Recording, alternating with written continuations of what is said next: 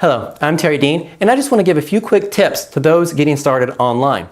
I've been doing business online for 17 years now, and I've helped thousands of entrepreneurs get their own start online. And in that time, I've made a lot of mistakes, and I've seen lots of myths and misconceptions that beginners fall into, and we're going to cover some of those very quickly. Number one, you're likely to overestimate what you can accomplish in the next 1 month, 6 months, and 1 year, and you underestimate what you can accomplish in the next 2, 3, or 5 years. What do I mean by that? I mean that a lot of people think they're going to get started, build thousands of subscribers, make a lot of money by next weekend or this month, and that's simply not going to happen unless you already have a big team in place, you already have an audience that knows of you, and you have the financing to back it up. You're much better off building your message and audience over time and looking for those longer term goals. What can I accomplish in my business in the next year? What can I accomplish in the next 2 years, 3 years?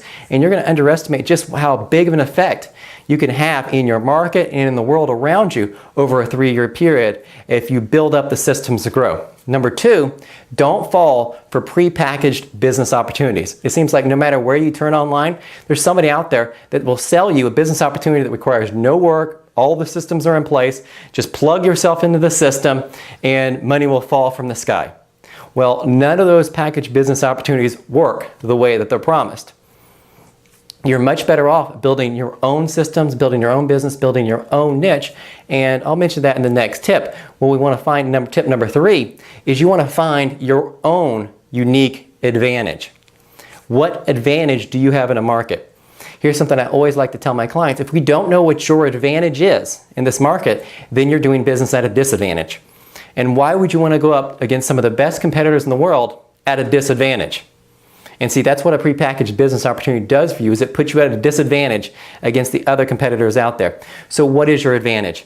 It could be previous experience that you have in a business. It could be the product that you have created, this product that you control. Maybe it's a unique advantage. Maybe it's the traffic techniques that you know how to use that others in the market don't know how to use. That becomes an advantage. Perhaps it's the team that you put together to work together with you. That's an advantage. All these things are advantages, but find out what is your unique advantage in the business. What else can you share with customers that no one else in the market can do as well as you can? And that's what you want to find in your business. Number 4, you want to find your audience first. That's your first aspect. Get to know your audience. Find where your audience is, how you can reach them, what websites are they visiting. And there's a lot of tools that you can go over to my website, mymarketingcoach.com, and I talk about how you can find out more about your audience. I talk a lot there about getting to know and understand your audience, because that's one of the biggest things you can ever do in your business, is get a better understanding of your audience, where they're at, what they're thinking, and what motivates them to purchase. Number 5 is you want to build something that you control. This could be a unique product in the market. It could be a blog that you build. It could be a community that you build around a message. But you want to build something you control. I talk a lot about building an email list, so it becomes an email list that you've built a relationship with. But that's something that you build and control. Even if you're promoting affiliate products, you can make a lot of money promoting affiliate programs, but you want to build something you control. Don't just send traffic directly to the affiliate programs without building your own foundation, because things change over time. I've seen a lot of people, for example, who've used search engine optimization to build websites. They drive all the traffic over to affiliate programs. Something happens to their search engine optimization. They lose their ranking. They're now out of business.